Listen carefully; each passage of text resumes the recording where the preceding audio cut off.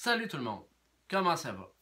Nous sommes jeudi le 2 avril et voici ma prochaine capsule Contes et légendes pandémiques, numéro, je les ai vus, ça va être écrit là, sur la publication. Donc, alors aujourd'hui, tous les jours, il faut que je cherche un peu ce que je raconte un peu parce que je décide la journée même. Puis cet après-midi, belle balade dans les sentiers du Mont-Rigaud. Ça a fait du bien. Ça fait longtemps que je n'avais pas été à la Croix du Mont-Rigaud. Donc, bon, c'était nuageux, c'était un peu froid, mais c'était chaleureux quand même. Et ça faisait surtout du bien de prendre de l'air. Donc, alors, c'est là que j'ai décidé qu'est-ce que je vais raconter. Parce que en descendant, parce que vous savez, pour monter au sentier du Mont-Rigaud, ceux qui ont déjà été, il y a le sanctuaire Notre-Dame de Lourdes. Puis j'ai pensé à ma grand-mère, Émilienne, qui était très, très... disons, ce que je connais de la religion catholique, ben, ça venait de ma grand-mère, puis je me suis mis à penser à elle. Et là, je me suis rappelé une histoire que je connais grâce à elle. Elle ne l'a jamais su, mais je la connais grâce à elle parce que ma grand-mère, Émilienne, collectionnait le fameux livre qui sortait une fois par année, l'Almanach du peuple. Ma grand-mère, elle les avait, je me souviens quand elle est décédée en 2010, je crois, ouais. Des caisses et des caisses d'Almanach du peuple. L'Almanach sortait, mettons l'Almanach 2020, ben là, ça racontait l'actualité de 2019, puis plein de statistiques, tout ça. Puis il y avait aussi des histoires. Puis dans un vieux livre d'un Almanach, j'avais lu à un moment donné un conte de lutin. Bon, là, ça fait Noël, les lutins, mais il ne faut pas oublier une affaire. Dans le folklore québécois, les lutins, ça n'a rien à voir avec les lutins du Père Noël. La plupart des lutins étaient des lutins joueurs de tours. Et on m'excuse du langage, là, mais ils faisaient chier plus que d'autres choses. Je m'explique. Ils étrivaient les cultivateurs. Fait que les cultivateurs qui arrivaient pour travailler sur la terre, ben, dans la journée, leurs animaux, en fait, ils étrivaient pas les cultivateurs, ils étrivaient les animaux des cultivateurs. Fait que le cultivateur qui avait besoin de ses chevaux et de ses bœufs travailler, ben, il n'avait pas dormi de la nuit, puis il s'était fait étriver par un lutin. Puis quand un lutin s'acharnait sur toi, t'étais dans le trouble. Le seul moyen de t'en sortir, fallait que tu le pognes sur le fait. Puis il y avait un cultivateur comme ça. Ça se passe quelque part dans un monde. Et là, il y avait un cultivateur qui avait une famille de 18 enfants, donc beaucoup de bouches à nourrir. Et il se fiait sur sa récolte pour nourrir sa famille. Mais cette année-là, ça avait été une année de misère. Et là, l'automne arrive, et là, vu que ça avait été une année de misère, parce qu'il y avait un lutin qui s'est acharné un peu sur lui, ça allait pas bien. Et là, Noël approchait, et ça le fatiguait solide, parce qu'il n'avait pas eu une belle année, pas capable d'offrir un beau Noël à ses 18 enfants. Alors là, ça va pas bien. Lui, il se disait, si j'avais la chance, parce que le seul moyen de te sortir du trouble quand tu as un lutin qui s'acharne sur toi, c'est de le pogner et de l'étriper. Pouit, écoute. Parce que si tu pognes le lutin et tu viens pour l'étriper, le lutin, pour avoir la vie sauve, il est obligé de t'offrir 3 vœux. Puis s'il t'offre 3 vœux, ben prends les 3 vœux, puis après ça, il va te sacrer patience. Comme de raison, la veille de Noël, notre cultivateur est en train de flatter son chien. Puis là, la famille, la bonne femme, puis les 18 enfants, c'est parti se coucher pour se réveiller plus tard dans la soirée pour aller à la messe de minuit. Et qu'est-ce qu'il voit-tu pas assis sur le bord de la cheminée? Le petit maudit lutin qui est là, puis qui le regarde, puis hi, un rire de lutin, là. Et là, quand il a bondi de son siège, paf, il te pogne le lutin par le cou, puis là, il te le pogne solide, puis il te le shake, le lutin. Il dit, toi, là, toutes mes misères de cette année, ben c'est de ta faute. Et boy, qui était pas de bonne humeur. Le lutin, lâche-moi, si tu le lâches, puis tu me promets de pas m'étouffer et de m'étrangler, ben, comme le veut la convention collective des lutins, ben, je t'offre 3 vœux. Ah, le bonhomme, 3 vœux. Ouais, ben, tu vas m'arranger ça, mon lutin. Il dit, moi, check bien mes 3 vœux. Je veux être comme le Seigneur. Attends un peu, le Seigneur. Ben oui, le Seigneur de la Seigneurie, il est riche, lui. Voici mon premier vœu. Je veux être comme le Seigneur de la Seigneurie. Premier vœu. Deuxième vœu, toi, le lutin, tu vas m'offrir la vie éternelle. Parce que je ne suis pas comme le Seigneur. Je m'entends avoir la vie éternelle. Vie éternelle est mon deuxième vœu. Vivre éternellement. Puis troisième vœu, du bonheur. Je veux, tant qu'à vivre éternellement, je veux du bonheur. Le lutin dit, pas de problème, m'a t'offrir ces 3 vœux-là, Par contre, là, on va pogner ta jument la plus rapide dans l'écurie, là, puis on va aller faire un tour. À chaque vœu, il faut que je t'amène quelque part avant de te donner le vœu. Ça, c'est écrit dans la convention collective des lutins. Fait qu'en ouais, on embarque sur le cheval. Fait qu'en embarque sur le cheval, le bonhomme avec le lutin, petit galop, arrive à la maison du Seigneur. C'est un lutin. Les lutins ont des pouvoirs. Tape dans les mains. Ça va pas taper fort. Comme ça. Ah, là, ça va mieux. En faisant ça, ils sont devenus invisibles. Ils ont rentré dans la maison du Seigneur.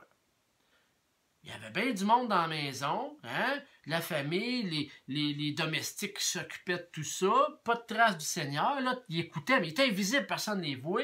Là, ça parle que le Seigneur est accablé d'un virus là, qui est en train de faire le tour de la planète du monde. Là. Écoute, il est couché dans sa chambre, on monte en haut, le bonhomme, il chiale. Il est marabout, puis il chiale, puis là, il veut manger, puis il est malade, il est tous sans bon sens. Ben, il n'avait pas écouté les consignes, j'imagine. Il était sorti au marché public, puis il a pogné ce virus-là. Alors là, tout le monde dans la maison chialait. Là, le bonhomme puis le lutin, ils entendent tout ça. Puis là, ils voient les enfants du bonhomme qui se parlent entre eux autres, qui ont l'air de dire on est hâte qu'ils crèvent, le bonhomme, qu'on ramasse l'héritage, on n'est plus capable. Il y avait zéro d'amour dans cette maison-là. C'était juste du chiolage, puis ci, puis ça. Fait qu'ils se revirent vers le lutin. Il dit boy, ok, bon, ben c'est ça, ton premier vœu, c'est ça. Ton premier vœu, c'est d'être à la place du Seigneur? D'être comme le Seigneur, d'être à la place du Seigneur? Si je claque des doigts, tu t'en vas à sa place. Ah là, le bonhomme, il dit, non, minute, là, c'est pas ça que je veux dire. Je disais, être riche comme lui, mais pas être à la place de cette affaire-là, ça n'a pas de bon sens. Tout le monde naïf le tuer. Ben, le lutin, il dit, moi, ton vœu, c'était... c'est ça. Ben, il dit, tu vas me le changer, mon vœu? Ben, le lutin, il dit, c'est écrit dans la convention collective, un vœu de lutin, tu changes pas ça. Tu peux l'annuler. Si tu l'annules, t'en reste deux. Le bonhomme, il a pensé, il me reste avoir la vie éternelle puis du bonheur. Bon, et je vais prendre les deux. Annule-moi-les. Parce que j'ai pas envie de me ramasser comme lui. Alors là, tu es sûr de ton affaire? Parfait, premier vœu annulé. Ils sortent de là, rembarquent sur le cheval, ils redeviennent visibles là, pour que le cheval les reconnaisse. Là. Fait que là, galop. Fait qu'ils s'en vont pour le deuxième vœu qui était avoir la vie éternelle. Il arrive dans le fond d'un rang, il y avait une vieille maison, tout croche, délabrée. Il s'approche de la fenêtre, il voit dans la maison, assis à table, un vieux, puis une vieille, cheveux longs, gris, blancs, vieux, mais comme t'as pas idée, on parle de plus de 200 ans. Ils sont rendus invisibles, ils sont rentrés dans la maison pour écouter la conversation. T'as le bonhomme et la bonne femme, que le seul souhait qu'ils ont pour le soir de Noël, c'est que le bon Dieu vienne enfin les chercher. Elle a dit, la bonne femme au bonhomme, je te l'avais dit que c'était pas une bonne idée, ça, la vie éternelle. On a vu mourir nos enfants, nos petits-enfants, nos arrière-petits-enfants. Personne ne nous connaît, on est oubliés. Même le coronavirus veut pas de nous autres, c'est pas des farces. Alors notre souhait, ça serait que le bon Dieu vienne nous chercher. Ah là, le bonhomme regarde le lutin, il dit, j'avais pas vu ça de même. La vie éternelle, ça comporte des inconvénients. Il dit, écoute, peux-tu le changer? Non, je peux pas le changer, c'est vrai. Ben, il dit, il me reste mon troisième vœu, le bonheur. Au moins, si j'ai le bonheur, je vais m'arranger pour que ça aille bien, m'avoir le bonheur. Fait que, pas de problème avec ça. Le lutin annule le deuxième vœu, il sort de là, redevient visible, puis il rembarque sur le cheval, puis là, le lutin a dit au bonhomme, ça pour ça, on s'en retourne chez vous, puis je te jure, on s'en retourne chez vous, puis je te donne ton troisième vœu, le bonheur. Fait que, petit galop. Là, c'est la veille de Noël. Il commence à neiger. Puis là, les autres, ils galopent vers la maison. Puis là, ça se met à neiger de plus en plus. Je vous jure, des accumulations incroyables. En dedans de 10 minutes, il y avait 3 pieds de neige de tomber. Et le lutin a poussé le bonhomme en bas du cheval. Il a donné un coup d'éperon au cheval, puis il s'est mis à galoper, laissant le bonhomme. Puis là, il riait, le lutin crampé béret. Ouais, c'est ça, il riait de lutin. Et alors là, le bonhomme, le cul dans la neige. Là, il était fâché. Il dit, là, je me sens encore fait avoir par le maudit lutin à la marde. Ok, t'as pas de bonne humeur. Fait qu'il marche dans la neige, puis il tasse la neige, puis il marche vers sa maison, toi. Là, à un moment donné, il commence à avoir mal à la dent. Il se met à tousser. Filait pas de la fièvre, tout le kit. Ah non, il dit, je file pas, ça doit être le maudit virus. Puis là, puis il tousse sans bon sens, puis il marche vers chez eux. Tout. De peine et de misère, écoute, il y avait tous les symptômes de ce fameux virus-là. Il rentre dans la maison, il voit sa femme et ses 18 enfants, tout appareillés, prêts à partir pour la messe de minuit. Mais la première affaire qu'il voit, c'est pas la femme pis tout ça. Il accroche sur leur bord de la cheminée parce qu'il voit qui, tu vois-tu pas? Le maudit lutin, il est là pis il est crampé ben raide. Oh, pourquoi? J'essaye d'améliorer mon rire de lutin, mais ça marche pas tout le temps. Le bonhomme, il a mal partout, il tousse sans bon sens. Il vient pour te ramasser le lutin. Puis là, le lutin, il dit, « Qu'est-ce un peu? Lâche-moi, lâche-moi, lâche-moi, lâche-moi. » Là, il avait poigné le lutin.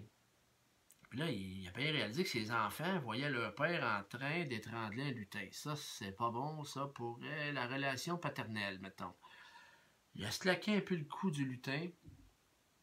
Puis le lutin, il a dit au bonhomme, « Ça ferait-tu ton bonheur si je t'enlevais le mal que t'as et tout ce virus-là? » Le bonhomme, il dit oui, puis ça presse. Troisième vœu accordé, il venait d'y accorder son bonheur. Et là, le bonhomme, il n'était pas de bonne humeur. Il vient pour te repogner le lutin par le cou, mais le lutin, il dit « Hey, bonhomme, je me suis bien amusé, eu bien du fun. Puis c'est ma job, je suis un lutin. Moi, j'accueille le monde, j'ai du fun. Peut-être pas toi, mais écoute bien 2 minutes. Tu m'as laissé à vie sauve, puis j'ai eu tellement de fun avec toi, je vais t'offrir quelque chose. Mais avant, tu vas partir, tout mettre ces beaux petits enfants-là dans la carriole, puis ta femme, qui est très jolie en passant, tu te la mets dans la carriole. Ah ouais, puis filer à l'église. C'est la messe de minuit qui commence bientôt. Moi, je te jure, je t'arrange quelque chose. Le bonhomme, il part à la messe de minuit. Quand il revient, il rentre dans la maison. Après que les enfants puis la mère est rentrée, parce que lui, il est allé dételer sa jument, puis la carriole, puis tout. Quand il est rentré dans la maison, il y avait sa table un buffet de Noël incroyable. La Boustifort, il n'y avait jamais eu un beau repas de Noël comme ça. Il y avait en dessous du sapin des cadeaux pour les 18 enfants, pour sa femme, puis pour lui. Écoute, la maison était décorée, c'était beau sans bon sens. Puis sur leur bord de la cheminée, il y avait un mot accroché. Le bonhomme, il a pris le mot. C'est le lutin qui avait écrit un mot. Il dit « Hey bonhomme, ton troisième vœu, tu voulais le bonheur? Ben arrête de chialer sur ton sort, puis regarde autour de toi. Ça m'a fait plaisir. Joyeux Noël. » C'est ça qui était écrit, ce petit mot. Mais le bonhomme, en lisant ça, il a vu sa femme qui était belle sans bon sens. Il a vu ses 18 enfants qui étaient heureux de déballer les cadeaux. Ben il s'est dit, le bonhomme, le lutin a raison. Le bonheur, il était juste là. C'est juste que je le voyais pas. Parce que moi, je chialais sur tout. Puis, ben, ça a été leur plus beau Noël.